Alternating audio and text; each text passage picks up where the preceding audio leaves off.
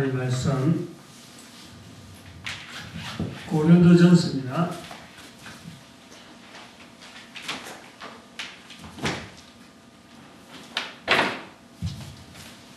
고린도전서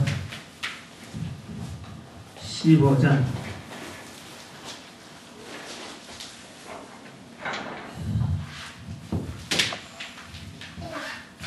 고린도전서 15장 17절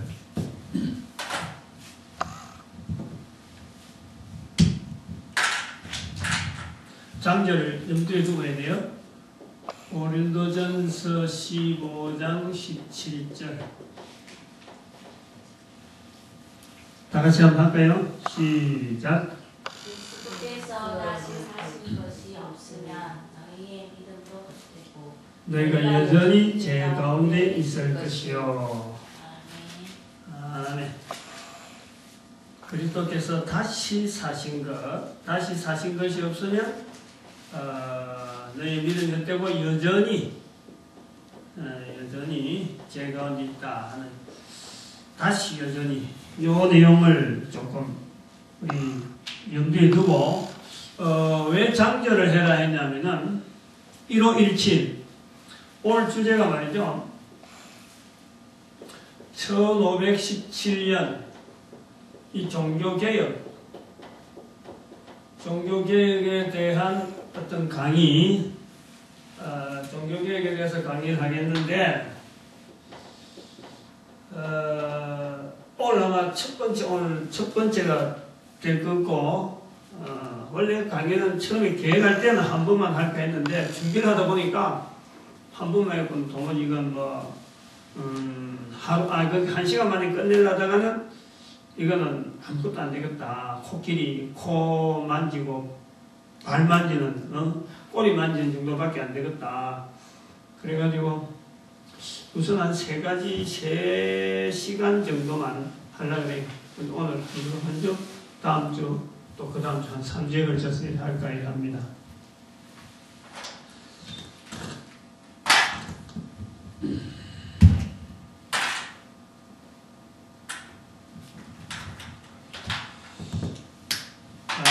이 종교개혁이라는 제목, 보통 사람들은 그래요. 1517년에 일어나는 종교개혁, 구체어 강의하고 또 그걸 3시간에 걸쳐서 할 이야기가 있겠느냐, 들어야 될 필요가 있겠느냐, 그냥 지금 현장 상태로 지나가면 안 되느냐, 이렇게 볼 수가 있어요. 그건 굉장히 우리가 이미 한 500년, 600년이 다가오는데 500년 전에 지나간 사건을 다시 덜밀 필요가 있느냐 하고 하겠지만, 실제로는 이거는 아주 우리한테 영향을 안 미치면 괜찮은데, 영향을 미치고 있는 중요한 요소 때문에 안 하고는 안 됩니다. 지금이 2011년입니다. 2011년. 지금 2011년.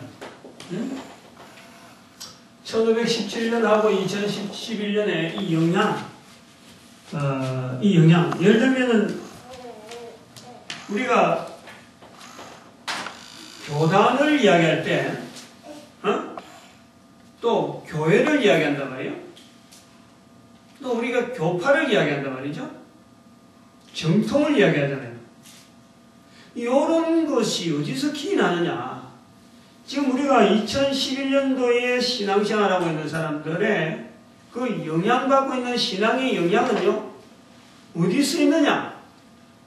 우리는 자칫 잘못하면 생각하면은 1517년이 아니라, 예수님 오실 때 AD 1년, 여태 1년이었는데, 이때를 우리가 영향받고 있다 싶으지만, 천만에 100% 오사입니다. 100%.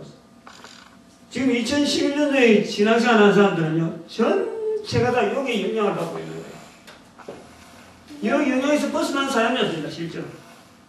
우선 교단, 교회, 내 교회, 네 신앙, 내 신앙, 우리는 어떻다, 우리는 이렇게 믿는다, 이런 표현들이 전부 다 근거가 되냐면 1517년에 있어요. 그 영향을 다 누리고 있어요. 그런데 그걸 싹 무시하고 지난다는 것은 마치 한 사람이 태어났어 말이죠. 한 사람이 태어나서 내가 언제 태어났고 어디서 살았고 뭘 배웠고 뭐 아무것도 없어도 된다. 나는 지금 현재 살아가고 있다. 사는 것만 됐지. 내가 뭐 지나간 거 알아낼 필요는 없냐. 이렇게 말하는 것도 똑같아요. 우리 신앙생활이 그렇답니다. 우리가 이 1517년이라 하는 이것에 영향을 안 받는다면은 우리가 말아야 돼요.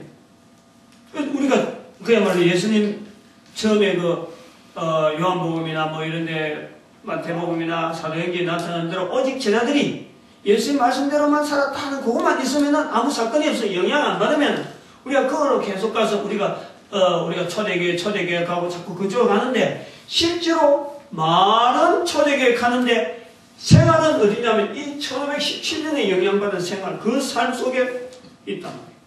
그래서 이 1517년을 우리가 일단은 이 종교개혁을 어떻게 볼 것인가, 오늘은 종교개혁을 어떻게 볼 것인가 하는 어떤 내용이 되겠고, 두 번째 시간은 아마 종교개혁이 일어나는 어떤 요인들 뭐 그런 것들을 해야 될 거고, 그러면은 우리가 그 종교개혁이라고 하는 것을 우리가 쓰려면은 어떻게 쓰면 좋냐, 세 번째는 아마 그렇게 갈 것 같아요. 우리의 이 인류의 어떤 그 흐름, 역사, 이 흐름이 계속 되어지고 있잖아요. 계속 되어 있잖아요.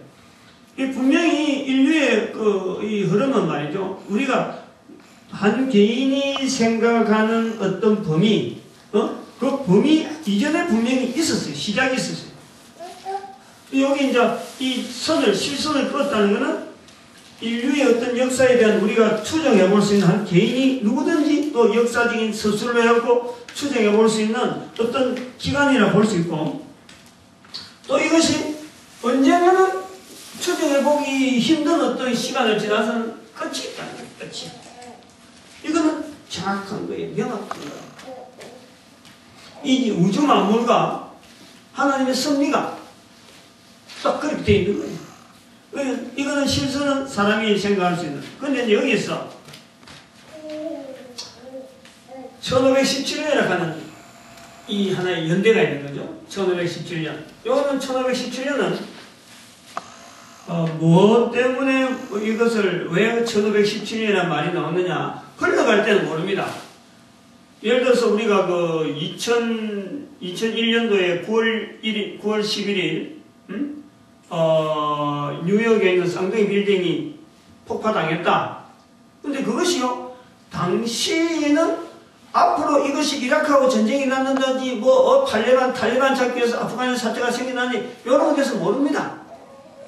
그런데 그 사건이 있고 난 뒤에 또 연속되어지는 여러 가지 국제 정세를 통해서 볼 때, 지금 현재 국제 정세가 열어되어진 거는 2001년도에 있었던 9월 10일 날 쌍둥이 빌딩 비행기 폭발하면서 건물 내라는 것 때문에 미국의 정책 때문에 이렇다, 이런 거 우리가 이야기하는 거예요. 마찬가지로 1517년이라는 숫자가 후대에 있는 사람들에게 이렇게 기억되고 각인되어지는 어떤 그 이유에는 이 사건 이후에 있었던 사람들이 이를 바라보면서 딱 기점을 잡는 거예요. 1517년을 왜 잡느냐? 독일에 있는 신부입니다. 독일 신부, 캐톨릭 신부예요. 캐톨릭 신부 루터가 성문 앞에, 비텐베르크 성문 앞에 95개 조항의 논쟁거리를 딱 그 성문 앞에다 딱 걸었다는 말이에요. 벽에다 붙여놨고, 요런 문제 때문에 캐톨릭이 진행하고 있는 여러 가지 그 교리상, 또 여러 가지 그 집행하고 있는 현안에 대해서 어떤 이야기할 수 있는 사람은 내가 좀 와서 우리가 이야기 좀 하자 하고 그 성문에 딱 걸어놨다니까. 근데 요것이 영향이 있으려면 당시 걸 때는 자기도 몰랐는 거지. 근데 지나간 세월 보니까 이게 나중에 영향이 있어서 캐톨릭의 여러 가지 변화와 여러 가지 사건들을 걸어왔다. 그래서 이 시간을 나중에 후대 사람들이 종교개혁의 날짜로 해로 점정. 이것이 1517년 10월 31일입니다. 10월 31일. 그래서 개혁주의 교회라고 하는 이 개혁주의 교회라고 하는 이 땅에서 예를 들어 지금도 개혁주의 우리 노선이다 하는 이 사람들은 10월 31일을 하나의 교회 탄생일로 별도로 한다는 거예요. 응? 자기들이 그러는 거예요. 근데 우리 이걸 이제 비춰보기 위해서 첫 번째 이 생각에 오늘 우리 주제가 뭐냐면 첫 번째 우리 주제가 이런 내용을 볼 때 첫 번째 주제가 뭐냐면은 1517년의 종교개혁이라고 하는 것이 또 종교개혁 이것이 과연 옳은가? 옳은가? 응? 우리가 잘 해야 돼요. 우리가 1517년에 뭐 연대는 몰라도 좋은데 1517년에 대한 영향을 계속 받고 있는 지금 현재 교회라 벗어날 수가 없어요. 앞으로도 이거는 벗어날 수가 없어요. 근데 여기에 붙이는 이름 자체가 종교개혁이라는 말을 이거 붙였다. 이게 옳으냐 말이야. 응? 종교개혁이라는 말을 붙여가지고 지금도 정통, 우리 교단, 우리 교파, 네 신앙, 내 믿음 이렇게 해서 막 분리되어지는데 근거가 여기다 1517년에. 근데 여기에 종교개혁이라는 말이 과연 사용되어지는 게 옳은가? 요걸 우리 첫 번째 점검을 해봐요. 우리가 이거 종교개혁이라는 말은 두 단어로 되어 있어요. 네 단어가 아닙니다. 종자 다르고 교자 다르고 개자 다르고 혁자 의미가 다른 게 아니라 종교란 의미, 그것을 개혁했다. 이런 얘기예요. 개혁이라는 말은 우리가 뭐 여러 가지로 뭐 바로 세웠다. 뭐 이걸 보겠죠. 바로 세웠다. 떠나있던 길에서 바로 돌아왔다. 개혁. 어떤 의미는 뭐 일반적으로 언어가 우리가 그 약속이라고 하면 이 개혁이라는 말 자체는 하나의 그 일반적으로 그렇다. 돌아왔던 데서 바로 왔던다. 그러면 전혀 몰랐던 데서 잃어버렸던 것을 다시 찾았다. 이런 것이 이제 그렇게 본질적인 대로 돌아온 모습에서 우리가 개혁이라는 말이 들어가는 거예요.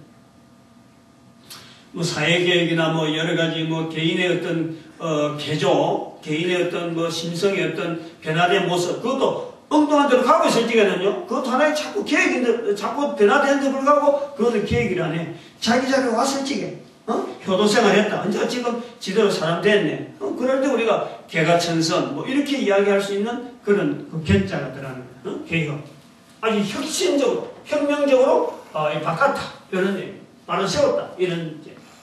근데 여기서 이제 바로 세웠는데, 앞에 붙은 이 종교라는 말을 할 때, 종교를 바로 세웠다.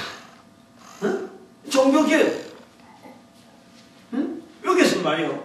굉장히 우리는 복잡한 우리는 구조를 가지고 있는 거예요. 종교. 지금 볼 때 종교는 막 너무 범위가 큰 거예요. 지금은 도무지 이 말 쓸 수가 없어. 종교개혁은 도대체 어떻게. 지금은 종교라는 게 너무 범위가 커. 그러면 요 당시에 종교개혁이라는 말은 그럼 여기서 보는 거예요. 여기서. 그러니까 1517년 후반에 본다니까. 후반에서 보는 거예요. 후반에서. 요거 지난 사람들이 요 시대를 종교개혁했다라고 보는데 그럼 이 종교개혁, 이 종교란 말 자체를 어디까지 우리는 봐야 요것이 옳은 건가? 안 그러면 도무지 말 잘못 쓴 거다. 어찌 보면은 너무 자기 본의적으로, 너무 좁은 시각으로 본 거다라고 우리는 진단해요.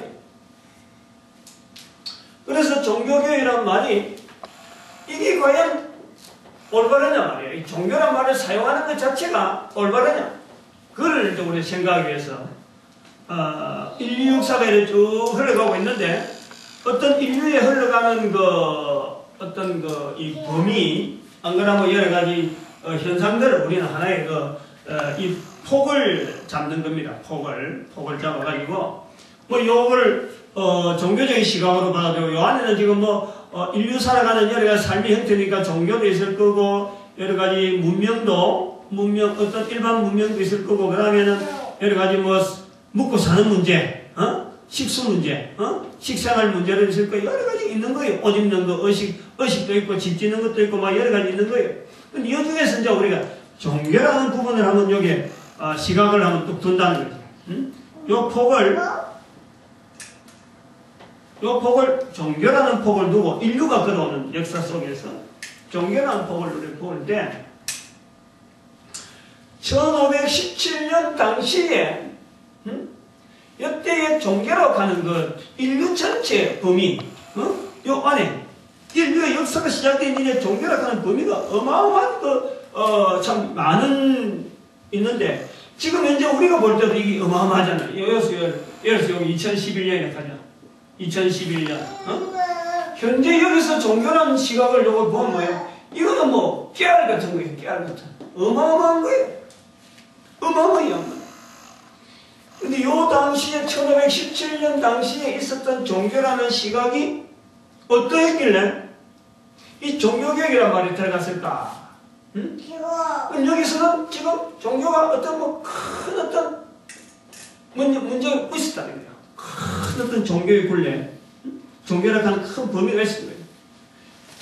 요 안에 있는 사람들은 이 종교의 범위가 너무 크기 때문에 도무지 밖의 세상을 생각하지 못할 정도로 이 종교의 영향을 삶 속에서 아예 물고기가 물을 떠날 수 없듯이 그 종교라고 하는 범위 안에 살아가고 있는 삶, 그거 자체가 여러분 범위가 있어요. 근데 이것이 요때부터 생겼느냐? 우리가 생각해 볼 때, 여기 이제 우리가 말하는, 소위 말하는 종교개혁을 1517년에 종교개혁이라는 일을 때, 우리는 어디에 가보냐면은 AD 1년에 가봐야 돼, AD 1년. 적어도 AD 33년, 이렇게 가봐야 돼.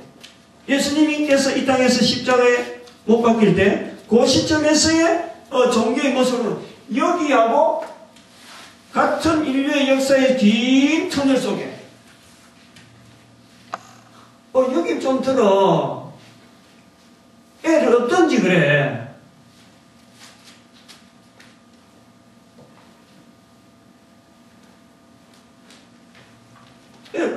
이거 신경 써서 하는데 계속 애만 지금 쳐다보고.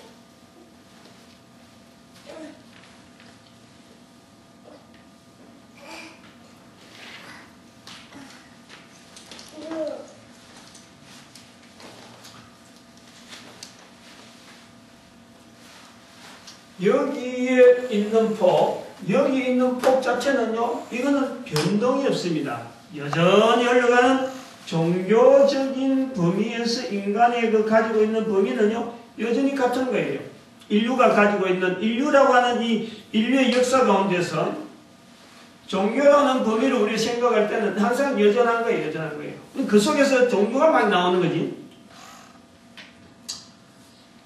근데 AD 1년이라고 하는 우리가 말하는 소위 말하는 종교개혁을 부르는 이 기독교라고 하는 그 어떤 신앙, 어떻게 하면 또 캐톨릭을 볼 때는 기독교란 말을 안 붙여도 자기들이 합니다만은, 이 신앙이 1517년처럼 여기에 이렇게 크지는 않았다는 거지. 지금 그걸 지금 비교하려고 하는 거예요. AD 1년에는 아주 적었죠. 어떻게 아주 직접 이거는 팔레스타인 시작해서 참했죠. 아주 적었을 거 아닙니까? 이때는 주로 우리가 볼 수 있는 대로 이때는 AD 1년 정도 같으면 여기가 주로 뭐가 되겠습니까? 이거는 유대인들이죠. 유대인 기독, 유대인 기독교 정도, 이방인이 좀 들어가는 그 정도로 되겠죠. 근데 이것이 어떻게 하다가 313년 지납니다. 313년. 313년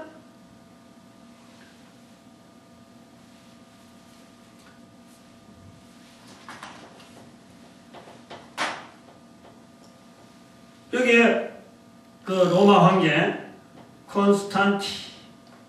콘스탄티누스 황제가 기독교를 로마의 국교로 정리하는 거예요. 이때 이때 어떻게 됩니까? 이 기독교가. 조금씩 바울로 해서 전파되던 이 기독교가 이제는 확 확산되는 거예요. 굉장히 늘어나는 거예요. 굉장히 늘어나는. 기본적으로는 기본적으로 우리가 이렇게 늘어나는 거예요.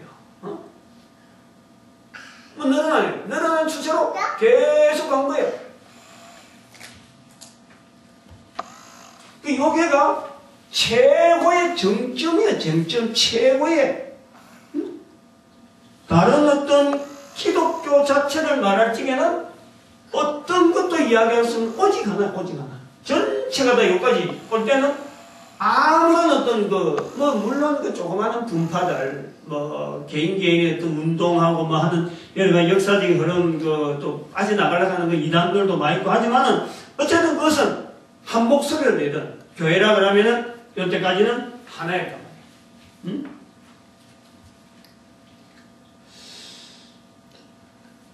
우리가 이걸 한번 생각해 봐야 됩니다.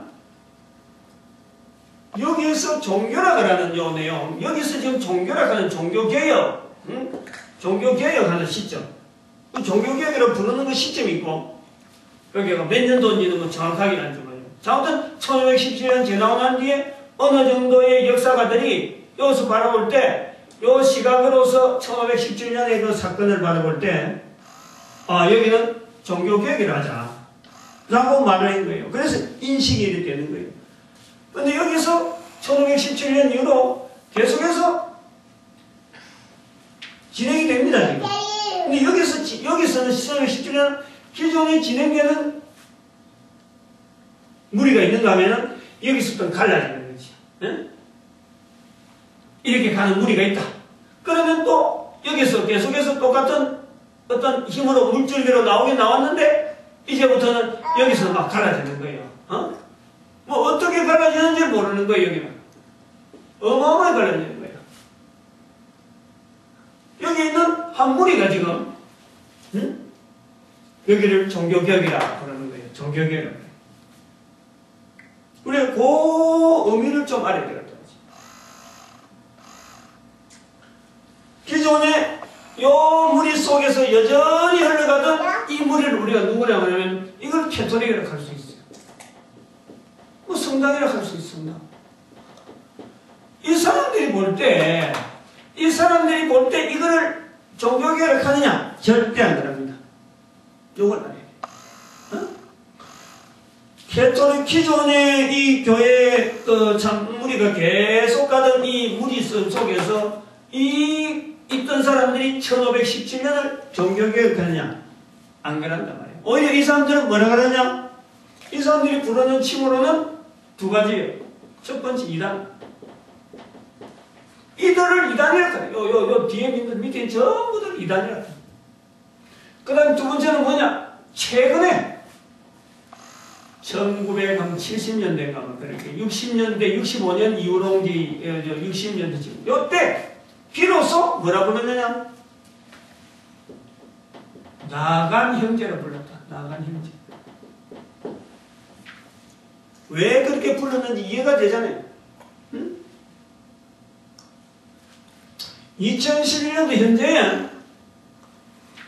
2011년도 현재의 기독교 분포가 어떻게 되느냐? 소위 말하면 교회, 개신교라고 하는 그 개신교, 개신교의 기독교 분포가요, 약 한 6억이에요, 6억. 천주교가요, 12억이요, 12억. 천주교. 천주교는 여전히 12억이에요. 그 다음에 동방정교회.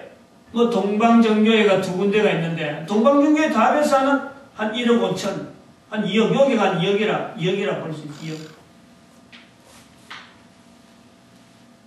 좀 표현이 좀 계속 글을 이런 거 좀 어지럽게 써서 그러는데, 12억, 2억이에요. 여기요, 전체 문화는 기독교라고요, 기독교. 그래서 기독교 인구가요, 전 세계 3분의 1을 차지한다. 이렇게 이야기를 하는 거예요. 표현이 그런 거예요. 기독교라고 불려지는 일반적인 일반적인 표현은 천주교도 들어가고 동방정교도 들어가고 개신교도 다 들어갑니다. 그런데 이 안에도 서로 간에 이단이라고 해요. 응? 천주교는 개신교 보고 이단이 가고 동방정교에는요 천주교를 보고 이단이라고 해요. 이건 오래됐어요. 오래전부터 천주교는 서로마 교회다. 동방교회는 콘스탄티노플, 즉 콘스탄티누스가 313년에 여기에서 기독교를 개성하고 십몇 년 있다가 이 수도를 옮깁니다. 콘스탄티노플을 옮겨요. 터키 바로 앞에 있는 그거다 옮기는 거예요. 지금 보면 사도 바울이 전도하는 그 과정을 보면은 그 고린도 교회에서 조금 위로 올라가 보면은 그 위에 바로 넘어오면은 터키에서 바로 넘어오면 그 큰 해협이 있는데 그 바로 앞에 있어요. 동방교회는 오래전부터 천주교라 이건 이단이라고 그랬어요. 이미 오래전에. 근데 천주교는 또 기독교 보고 개신교 보고 이단이라고 해요. 근데 개신교 안에서도 이단이란 말은 어마어마하게 나오는 거예요. 어마어마하게. 서로가 이단이지, 서로가 이단. 여기가 꾸준히 흘러가는, 소위 말하면 꾸준히 흘러가는 요 무리들 중에서 동방정교회가 있고 천주교회가 있는 거예요. 꾸준히 이 무리는 뭐 변동 없이 계속 가는 거예요. 근데 여기 이제 개신교가 수도 없이 갈라져 있는데 그 중에 몇몇 하나의 사람들이 이 사건을 종교개혁을 한다 라고 했을 때 그 말이 옳으냐 이거지. 옳은 표현이냐. 종교란 말 자체가 이 폭이 어마어마한데 종교란 인간이 가지고자 하는 그 개념 자체 종교라는 평이 어마어마한데 그 중에서 1517년 이후에 있었던 파생되어져 나온 기독교의 한 무리로서 개신교가 이 사건을 종교개혁이라 한다면은 과연 옳은가? 이런 거예요.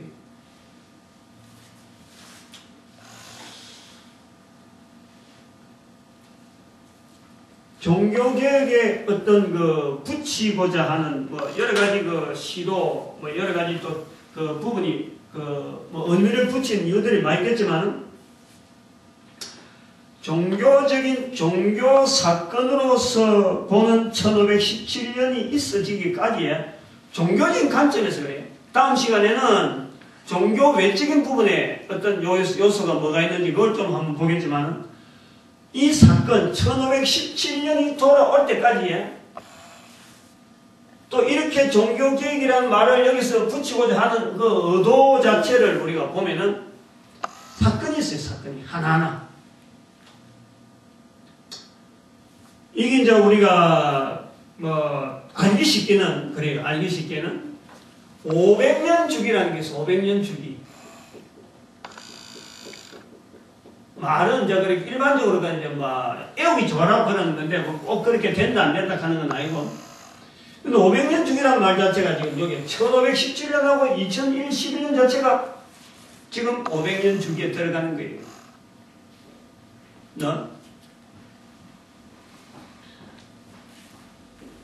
1517년 전에 있던 500년 주기라는 걸 우리가 볼 때 기독교 역사하고 관계되어지는 또 소위 말하면 종교의 어떤 흐름하고 관계되어지는 역사를 우리가 쭉 정리할 때 큰 사건들을 우리가 500년 주기로 볼 수 있어요. 하지만 여기 이제 590년 사건을 우리가 보는데 그 다음에 여기 1000년 1096년 또 596년이고 1096년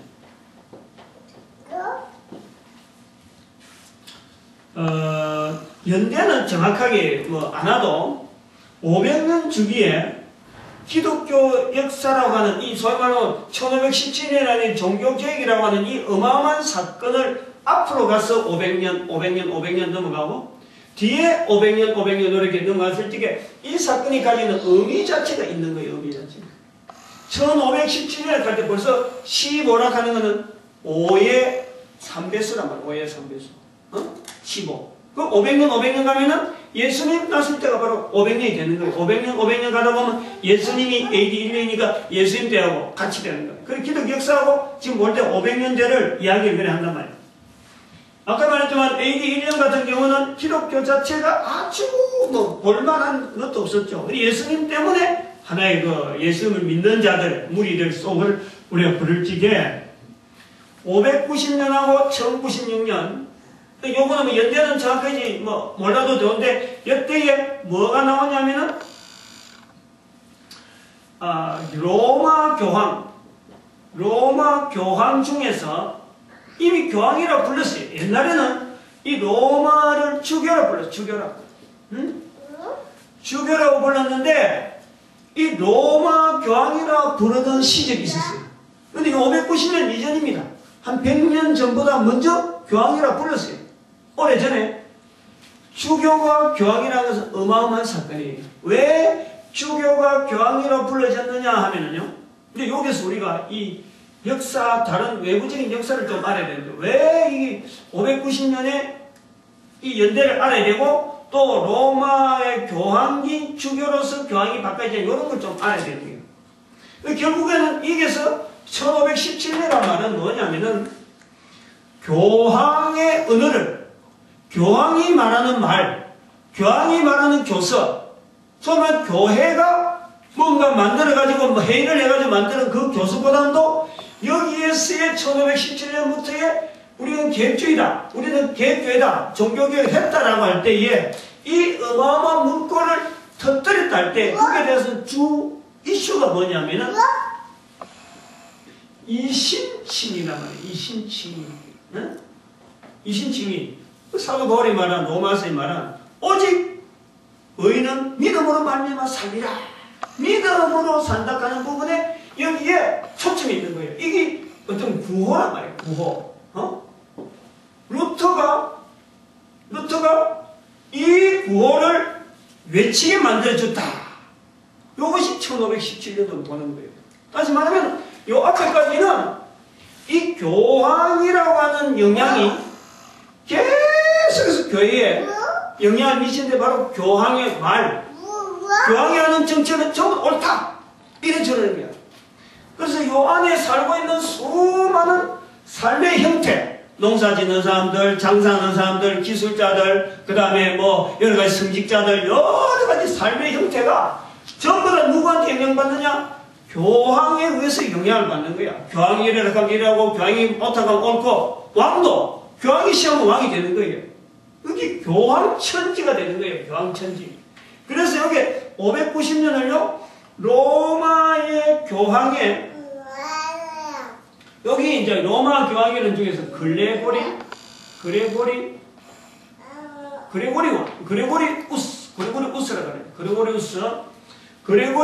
1세. 그레고리우스 1세가 로마 교황으로 등극하면서 이미 주교에서 교황으로 불려졌는데 등극하면서 있어났던 일이 뭐냐니까 로마 교황의 안에 들어가는 땅을 로마 교황령, 소위 영토를 확장하는 거예요. 영토를 계속해서 만드는 거예요. 여기는 틀림없이 로마 교황에 의해서 너희들은 지배당한다. 땅 자체가 변하는 건 아닌데 로마 교황령에 의해서 너희들이 이제는 움직인다라는 것에 대한 확실한 확고한 자리를 잡아가는 거예요. 그래서 로마 그레고리우스가요, 로마 교회, 즉 기독교 역사 가운데요, 중요한 하나의 분기점을 만들어가는 거예요. 그 전까지는 로마 주교로 있다가 교황으로 됐는데, 이름은 교황으로 불렀는데, 수많은 사람들이 나왔죠. 그때는 왕이나, 이제 요 역사를 조금 이야기해 드렸죠. 주교에서 교황으로 되어지는 이 사건은, 아까 말한 동방정교와 관계돼요. 동방정교회를 그러면 너희들이 그걸 위다이락하고, 동방정교회는 로마교회를 위다이락하고, 로마교회에서 우리 아니다, 우리가 교황이라고 하고 할 그때 뻗댈 때, 그때 교황이란 말을 쓰는 거예요. 근데 왜 이런 말이 나오냐면은 313년에 콘스탄티누스가 기독교를 공인하고 여기 330년 정도에서 이 수도를 로마에서 콘스탄티노플로 옮겨버립니다. 옮기니까 무슨 일이 있느냐면은 이 로마 주변에 있는 국가들, 소위 말하면 지금 지금 프랑스라는 나라가 있잖아요. 프랑스에 있는 이 어떤 그 당시 야만이 독일, 게르만족, 요런 프랑스, 독일, 지금은 뭐 나라의 붕괴가 있지만 그 당시 붕괴가 없어요. 요런 나라에서 계속해서 여기 침범하는 거예요. 지금 로마를 침범하는 거예요. 그리고 로마가 함락이 됩니다. 로마가 590년 되기 이전에 함락이 돼버려요. 정확한 연대는요 400년인가 얼마 됐어요. 410년인가 돼요. 함락이 돼요. 콘스탄티노플은요 1100년까지 갑니다. 여기 1200, 1096년 요거는 뭐냐면 여기가 그 십자군 전쟁입니다. 십자군 전쟁 1차입니다. 1차 십자군 전쟁. 요걸 우리가 역사 가운데 알아요. 그레고리우스 1세의 로마 교황령에 대한 분명한 영토, 보이는 땅을 보고 영토가 아니고 교황령이 적용되어지는 것을 이게 확장을 하는 거예요. 오늘날 미국이 전 세계에 지금 뭐 전쟁이 가입하냐 안 가냐 이런 식으로 결정하듯이 그 로마 교황이 자기의 근위를 적용하는 그런 교황령이라. 그 1096년 이때는 십자군 전쟁이 거의 12차까지 있어요. 12차. 그런데 역사는 주로 한 7차까지를 인정을 하죠. 7차까지. 역사는. 그래서 요때 넘어가면 막 십자군 전쟁이 완전히 뭐 이건 문화가 돼가고 말이요. 십자군 전쟁 한다 해가지고 사람을 어린애를 데리고 가고 하나님 앞에 쓰임받는 귀한 일이다 하고 어린애 데려가고 노예로 팔아버려요. 그런 것이 기독 역사 가운데. 그리고 요 영향이 이 십자군 전쟁 영향이 우리가 안 받는 게 아니잖아요. 지금도 이스라엘 국가에서 뭔가 서방 국가하고 전쟁이 일어나면 전부 다 십자군 전쟁. 너희들이 십자군 전쟁을 일으키는 게 지금도 똑같이 일으키냐 아니냐 이렇게 바라보는 영향이 지금 여기 있는 거예요. 여기서 이제 전쟁에서 피하니까 로마가 함락이 되니까 이 로마에 함락된 것에서 유일하게 로마에 남아가지고 로마를 보호하는 세력이 누구냐? 바로 로마 주교였다. 로마 주교. 응? 로마 주교가 그 이단들을, 여기서 나는 침략자들을, 로마에 들어온 침략자들을 맞이해서 그들을 하여금 교화시키고 또 그들을 하여금 영향을 주고 문화생활을 할 수 있도록 이끌어가는 거예요. 그러면서 공생하는 거예요. 공생하다 보니까 여기에 있는 왕, 요 위에서 내려오는 이 세력들의 왕, 이 왕들을 처음에는 기독교 어떤 힘으로, 전 교회 힘으로 저들 하여금 세례도 주고 뭐 계속 이끌다가 가만 보니까 이 사람들이 계속 이끌림을 받고만 있지 않거든. 이제 영토 싸움이 있고 막 건설 싸움이 있다 보니까 그래서 교황이 앞서니 왕이 앞서니 그 누가 통치를 받으니 왕이 교황을 세우느니 안 그러면 교황이 왕을 세우느니 이런 알력들이 계속 있어지는 거예요. 그게 590년까지 오는 거예요. 590년. 그럼 여기서 분명한 핵을 끊는단 말이에요. 이 그리고리우스 이 교황이 여기에 분명히 딱 끊어서 어떤 분명한 교황의 어떤 자리, 국가의 어떤 모든 조직 위에 가장 높은 조직을 이 로마 교황이 딱 자리를 잡는 거예요. 그래서 구라파에 있는 모든 이 정치 체제가 교황의 영향을 받을 수밖에 없도록 가는 겁니다. 그렇게 여기서부터 이제 종교적인 하나의 사회가 구라파에 형성되어진다.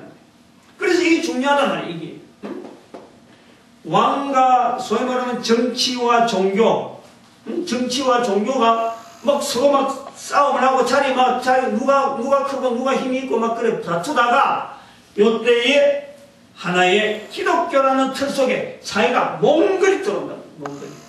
그래서 이게 중요한 거예요. 근데 여기 이제 500년 지나면은 십자군 전쟁을 왜 이거 이야기를 하냐면은 십자군 전쟁. 지금도 그 영향을 받고 있는 그 하나님 가운데 이 십자군 전쟁은 발단이 뭐냐면은 로마 교황이 가지고 있는 힘이 어디까지 미치느냐, 또 로마 교황이 가지고 있는 이 모든 권세를 나름대로의 지금 약해져 가고 있는 그럴 때에 콘스탄티노플 그거는 죽여라. 콘스탄티노플은 죽여라. 거기서 내용하는 거기서 요청이 오는 거예요. 이스라엘이 지금 함락됐는데, 이스라엘 함락됐다는 말은 뭐냐? 바로 지금 앞에, 지금 콘스탄티노플 앞에 지금 터키 군들이나 이런 이스라엘의 무리들이 지금 예루살렘을 점령했다는 거예요. 그러니까 위협을 계속 받는단 말이에요. 위협을 계속 받으니까 파병을 해서 예루살렘을 회복하게 해달라.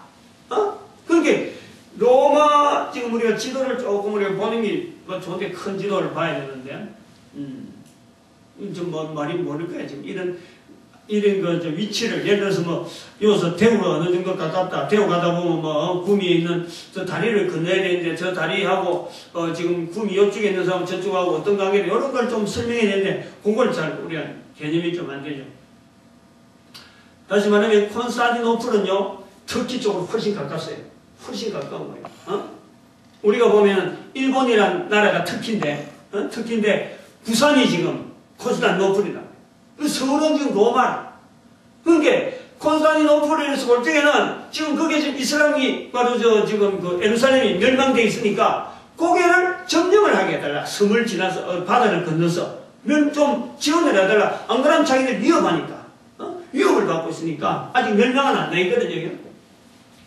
요청을 받는 거예요.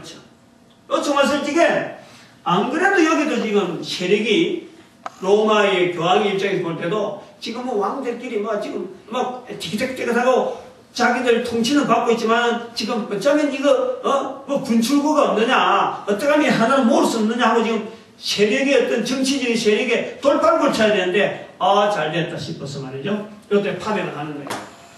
그 이야기를 듣고 소위 말해서 서울에서 사람을 모집하는 거예요. 지금 예루살렘이라는 바로 예수님 우리가 믿는 그 예수님이 태어나신 참 성전이, 예루살렘 성전이 지금 이슬람 국교에서 지금 불타고 있는데 우리가 이렇게 해야 되느냐? 그래서 일어나는 거예요. 그래서 뜨거운 사람들이 막 일어나는 거예요. 1차.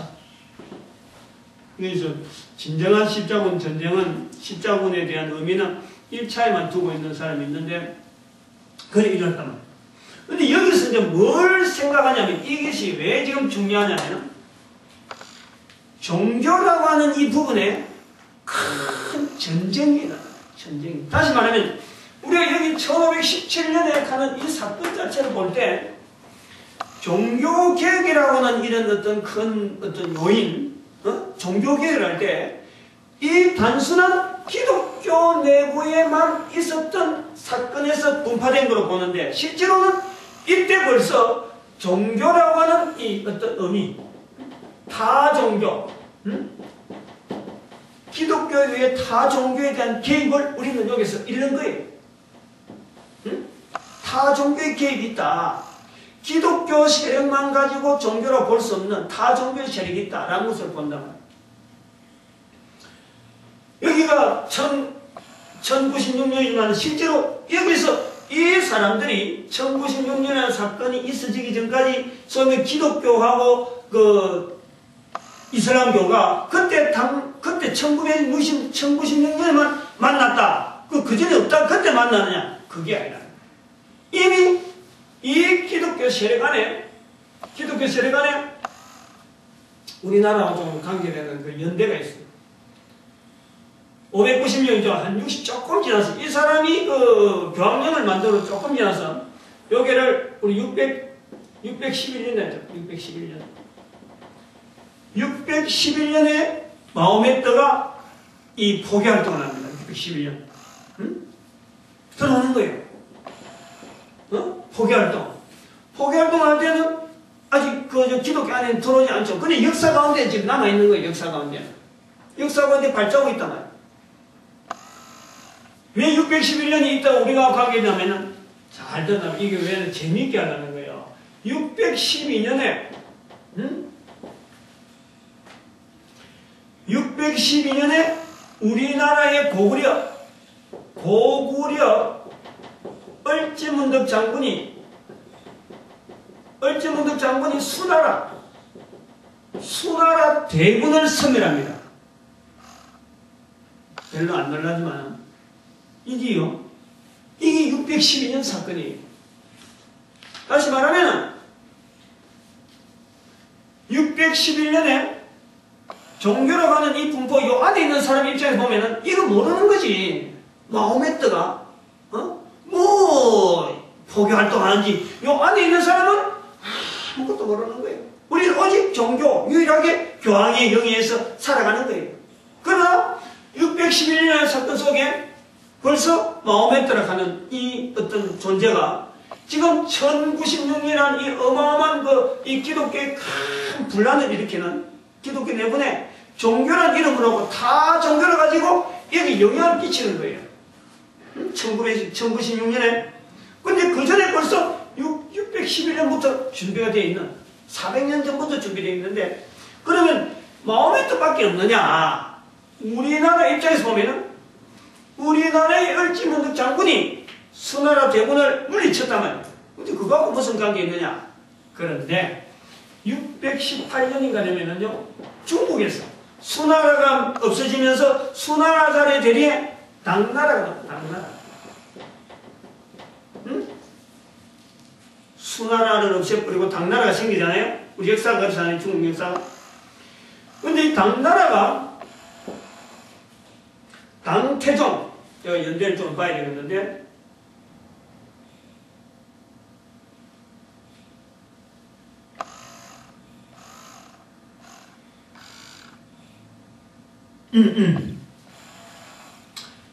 당나라가 생겨나서 당태종이 638년 당나라 태종이 말이죠, 기독교를 받아들인단 말이에요. 기독교를 여기에. 여러분 이걸 이야기하려는 거예요. 지금 당나라의 기독교를 받아들인다는 거예요. 그게 무슨 의미가 있는지 모르잖아. 이게 뭐냐면은 638년에 기독교의 당태종이 그 하는 것이, 이것을 경교라고 불러요. 경교. 당나라 사람들이 멀리서 왔대요. 멀리서 왔다. 경교라고 부른다. 맑다. 뭐 이런 뜻도 뭐 이슬람이 모르지만 경교. 근데 이 경교가요, 지금 불국사에 영향이 있단 말이에요. 불국사에. 우리나라에 영향이 있다니까.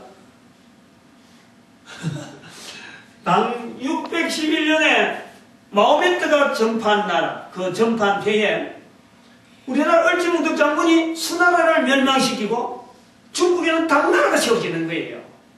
역사의 변화는 그렇다는 거예요. 그 당나라 세워져갖고 당나라 당태종이 경교로 받아들여요. 이 경교를 한 사람이 기독교의 이단이라고 하는, 소위 이단이라고 하는 네스터리우스파, 파가 있습니다. 이단이 아닌데 이단으로 정죄해버린 거예요. 그 정죄받은 이 사람들이 동쪽으로 계속 가가지고 중국에 가가지고 경교라는 자리를 가지고 있었단 말이에요. 이단으로 된 지는 430년 정도 되겠죠. 이단으로 정죄되는 건 에베소 회의가 아마 그렇게 될 거예요. 교회 회의 중에서 에베소 회의가 431년 에베소에 그렇게 됐을 거예요. 그럼 봐보십시오. 지금 우리 기독교 이 안에 있는 이 사람들은 지금 이런 거 전혀 모릅니다. 전혀 모르면서 오직 교회 하고 교회에서 뭐 교황의 영예에서만 살아가다가 지금 여기 교황영예에서 이신청해가지고 우리가 종교개혁했다 이렇게 말합니다.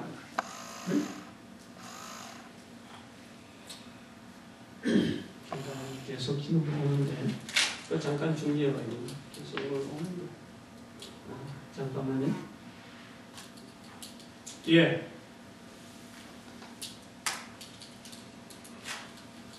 관리가 왜 전화하는지. 관리가 전화하면 좀 신경이 쓰입니다.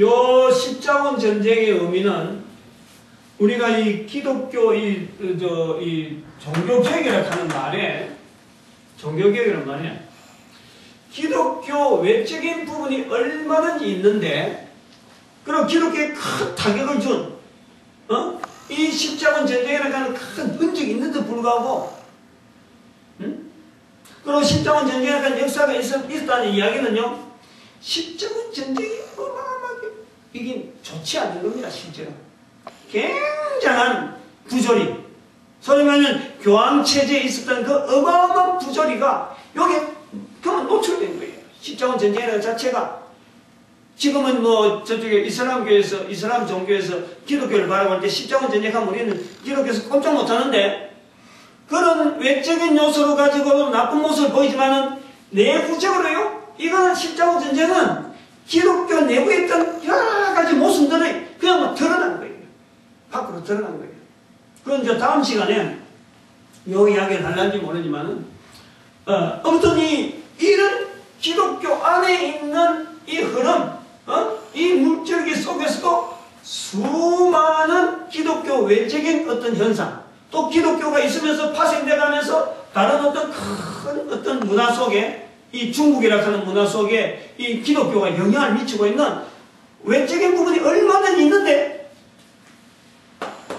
이 부분에 와가지고 이렇게 갈라진다 그래서 여기 있는 한 사람이 종교개혁을 했다라고 말한다는 것은 이게 옳으냐 이 말이에요. 옳으냐 응?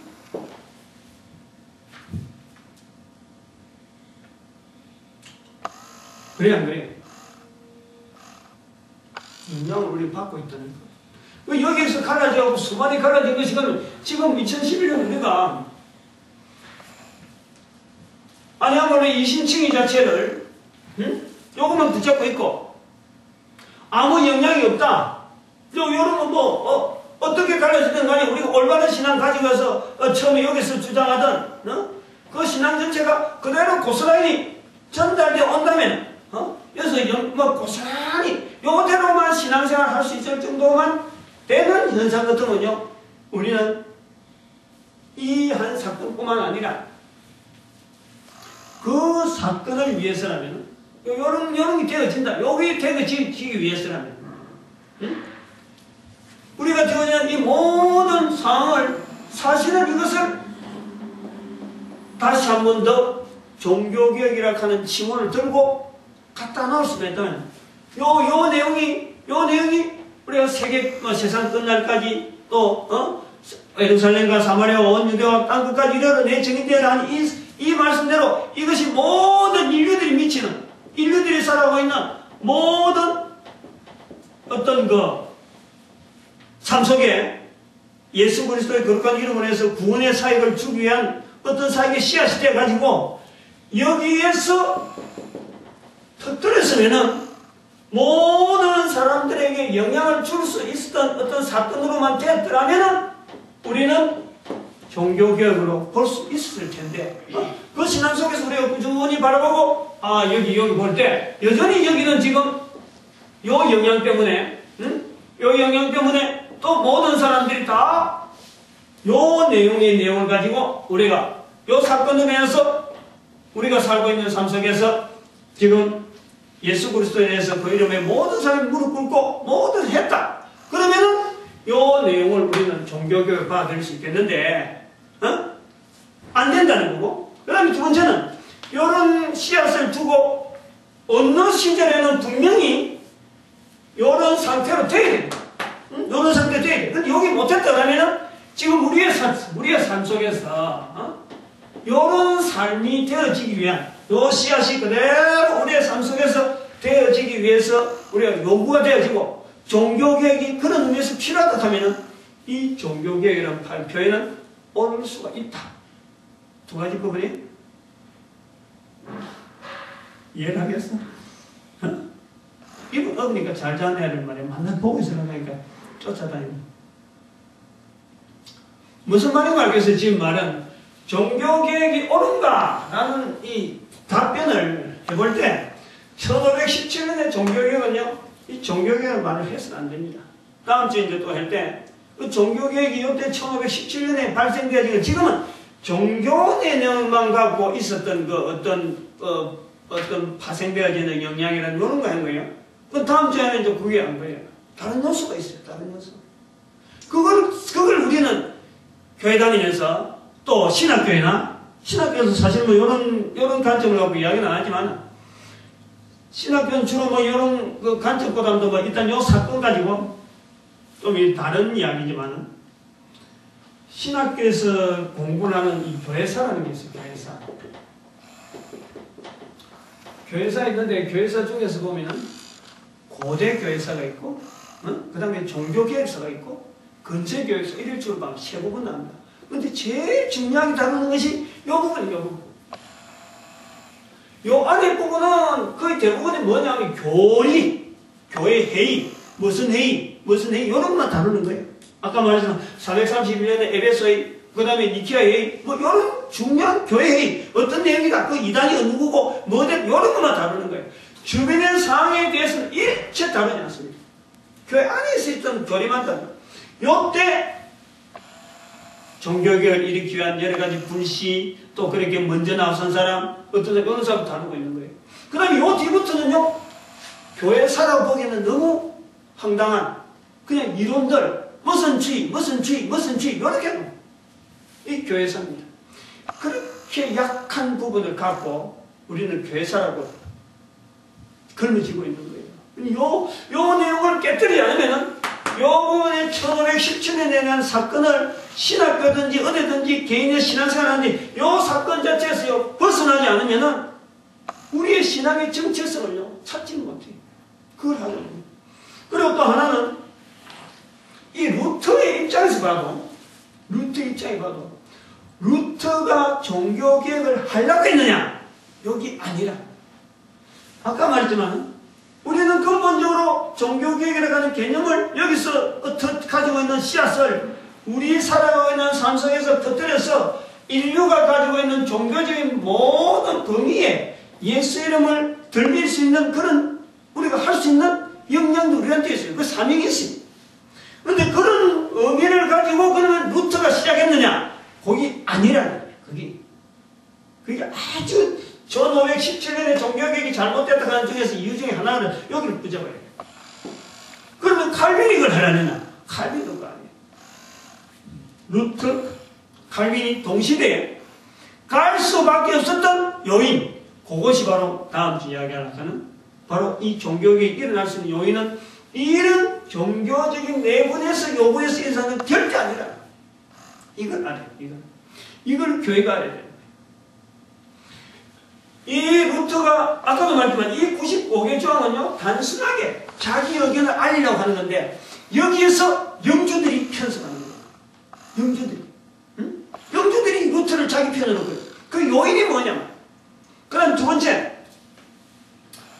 이 루터는 처음부터 695개 조항을 꺼낼 때 아닌데 두 번째도 루터가 이 1517년에 내가 종교를 해야 되겠다라고 나서지 않는 중에 하나는 또 뭐냐니까 종교개혁을 하고 난 뒤 한 6년, 5년인가 지나면 독일 농민 반란이 있어요. 농민 반란. 루터와 같이 민체라고 하는 뭐 어떻게 쓰려는지 모르겠어요. 민체. 종교개혁자. 민체가 이끄는 하나의 종교개혁 무리들이 있는데 그 무리들이 오늘날 노동운동을 일으키듯이 농민운동을 일으키는 거예요. 뭐냐니까 독일 농민들이 보니까 왜 스위스에 있는 농민들은 잘 사는데 자기들 못 사느냐? 이게 뭐냐니까 그 주변에 있는 그 영주들이 우리를 못 살게 한다. 그게 교황이 좀 편을 들어서 좀 지도해달라고 하는데 안 해준단 말이야. 안 해주니까 루터한테 가서 루터요. 좀 우리 좀 이렇게 할 수 있도록 좀 영향을 좀 해달라고 하니까 이 루터가 처음엔 농민들한테 농민이 접근했다가 나중에 보니까 이 농민들이 폭도로 변하니까 이 농민운동 이거는 그야말로 지금 이 가다피처럼 말이야. 완전히 분쇄해야 돼. 소위 말하는 가다피 정책이에요. 죽였어라도 이런 농민전쟁이 농민 반란은요 절대 있으면 안 돼 하고 농민운동에 등을 돌리는 거예요. 그래서 면치하고 루터가 완전히 이거는 처음에는 서로 협조하다가 완전히 갈라지는 거예요. 이런 내용을 두고서 루터가 거기부터요 이 정책이 뭐냐니까 이런 앞으로요 교회를 이렇게 자기가 말하는 소위 말하는 이신칭의로 가지고 나가고 할 때에는 이거는 농민들처럼 못 배운 사람하고 하면 안 되는구나. 배운 사람들, 영주는 자기들이 그 지도하는 영주들은 돈이 있고 또 할 때 표가 나니까 이 사람들하고 해야 되나 해서 저 밑에는 하민들하고는 중하에 있는 사람들하고는 교류를 합니다. 그래서 독일 국민들 중에서 거의 대부분은요 루터를 싫어합니다. 진정한 개혁자가 아니다. 진정한 개혁자는 자기 앞에 들어오는 어떤 여러 가지 있더라도 맞서서 나가야 되는데 자기한테 편리한 것만 딱 취하더라 이거지. 이런 것이 역사적이 있어요. 아무튼 이건 루터를 나쁘게 보려고 하려는 아니고 객관적으로 루터는 종교개혁을 하려고 나선 사람이 아니라는 거예요. 근데 지금 뒤에 있는 사람이 방패막이를 딱 가지고 루터에 대해서 95개정 그래서 로마의 그 교황의 지배하에 있는 이 참 신앙한 사람들을 이신칭을 해서 신앙송을 하다. 그래서 믿음하고 막 강조를 한단 말이야. 그 믿음에 대한 분명한 어떤 의미 자체도 생활화되지 않는 상태에서 단어만 이신칭이 오직 솔라 크로리티아 솔라 스크립처 이래가지고 오직 성경대로 오직 하나님의 영광 이렇게 구호 내세우는 그것만 가지고 지금 사람들 우리 성도들에게 이 분위기를 그대로 유지하려고 하는 1517년의 분위기를 그대로 유지시키려고 하는 사람들이 정통 우리가 말씀한다. 그 말씀에 거울은 전부 이쪽이 있죠. 이들을 가지 못해 일로 가지. 왜냐면 이 수많은 역사의 과정 속에 있었던 이거를 벽을 못 넘으니까 전부 다 가는 게 이쪽 여기만 딱 가는 거예요. 더 이상 앞으로 가지 못해. 말씀은 성경 말씀을 본문과 가더라도 가야 된다 하면 그 현장을 어떻게 우리한테 가야 되는지 그걸 접근합니다. 왜냐하면 요 사건에 대한 이것을 오늘 이건 벽을 넘어서 내한테 적용해야 될 이 모델이 없어요. 그래서 제가 곁들여서 이야기하면 2006년도 11월에 구미에 전도대학을 할 때 2006년도 9월에 8월인가 9월인가 내가 대구 전도대학에 그 현영일 목사가 그 앞에 있는데 내가 강의를 해서 그 동영상이 바로 그거예요. 내가 그것을 분명히 이야기했어요. 전도 현장 이걸 말이죠. 종교개혁적인 자세로 갖고 임해야 된다. 내가 그 이야기를 해놨는 거예요. 여기서 제가 분명히 종교개혁이라는 이야기를 했어요. 근데 다른 사람이 종교개혁하는 건요. 내가 의미가 다르다 분명히 이야기했어요. 그런 의미로 종교개혁하는 것은 아니다. 그래서 그것을 제가 그전에는 제가 몰랐는데 2006년도 2월까지는 사실은 이런 개념을 갖고 내가 종교개혁해야 된다, 종교개혁의 소지가 있다 이런 개념을 나도 몰랐어요. 그런데 전도 현장을 내가 다녀보고 교회마다 다녀보고 현장을 쭉 보고 사람들이 강의하는 내용을 보고 종교개혁 하는데 이게 뭔가 잘못 지금 잡고 있다. 현장에 지금 되고 있는 지금 현상에 2006년까지 내가 보고 있는 그 상황을 하는 거하고 실제로 종교개혁이라는 말을 들추는 거하고 학교에서 본 자료를 가지고 있는 자료하고는 이게 서로 안 맞는 거예요. 현장에. 이게 아니다. 만약에 가능하다면은 요 내용이세요. 응?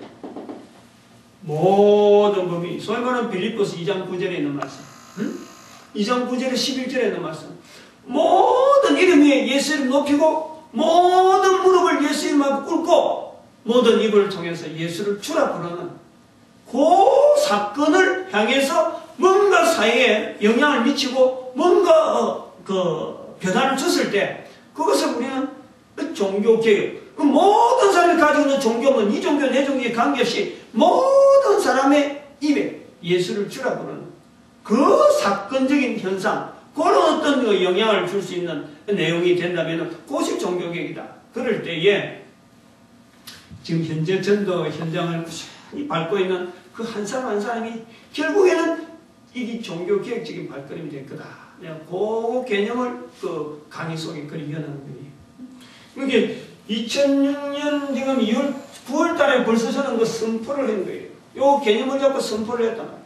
근데 이거는 어떻게 누구가 광고에 말하다나 어떻게 표현할 방법이 없잖아. 나타낼 게. 그래서 내가 글을 쓰려고 했는데 여러 가지 요건 때문에 글도 제대로 안 되고. 그래서 강의 한 3번 정도 강의 안에서 이것이 될란지 안 그러면 3번 안 되면 4번 이렇게 해서 한번 정리를 해보려고 그래요. 간단한 것 같은데 오늘은 이게 이제 그 종교개혁을 오른다 하는 제목 앞에 좀 타이틀 하나 잡고 우리 그 고민을 좀 해보고 그리고 1517년의 종교개혁, 500년 전의 종교개혁 이 500년의 틈을 한번 생각해 본다는 거죠. 응? 예수님 오시고 난 뒤 590년, 500년 그 다음에 또 500년 지나니까 1000년대 1096년 십자군 전쟁 이거는 의미는 뭐냐니까 여기에 나오는 거예요. 다른 종교의 영향을 받고 있는 큰 종교 그것도 하나님을 믿는다 하는 그 종교의 영향 때문에 이 기독교 역사에 소명교회 역사 가운데 큰 오점이면서 지금 이거는요 정말 어떻게 씻어야 될지 알 수가 없어요. 방법이 없어. 이 고민 많이 해야 됩니다 이거. 그 다음에 지금 500년 지나니까 1517년 오자가 나오네. 오자가 가게 되잖아요. 그 다음에 이 오자가 살아있는데 더하면서 2011년, 2000년 이런 데 넘어오니까 분명히 그러면 500년대로 넘어오는 이 터울 속에서는요 우리가 긴장을 해야 돼요.